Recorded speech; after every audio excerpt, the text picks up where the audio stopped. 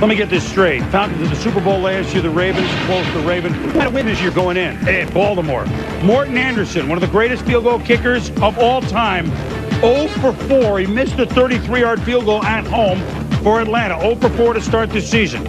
With Chandler out, Tony Graziani, who makes a nice marinara, drops back and gets drilled by Ray Lewis. Yeah, Ray Lewis on the delayed blitz. He waited to see the back block, and then, as you said, he came and drilled the quarterback. Unfortunately for Tony, who was game, he would leave with a concussion, so third stringer Danny Cannell is playing. Meanwhile, Stoney Case has replaced Scott Mitchell, the quarterback for the Ravens.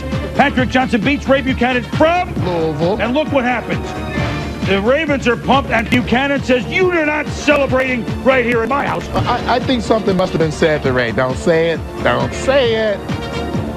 I was ready to go home anyway. 2 out of 3 falls to curfew, and he is ejected from Louisville with the score of 13-10.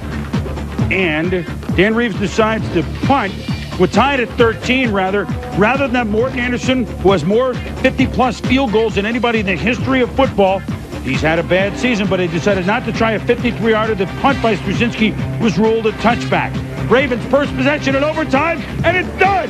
Stoney Case, who won 2, quote, meaningless preseason games in the last minute, who rallied the Ravens for a tie a week ago, or 2 weeks ago, has now given the Ravens the 19-13 win.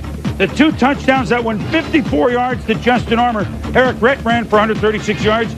And I think the Ravens, Brian Billick, has a quarterback. Yeah, and what a guy he has on defense. You see Ray Lewis with the 10 solo tackles there, anchoring that defense.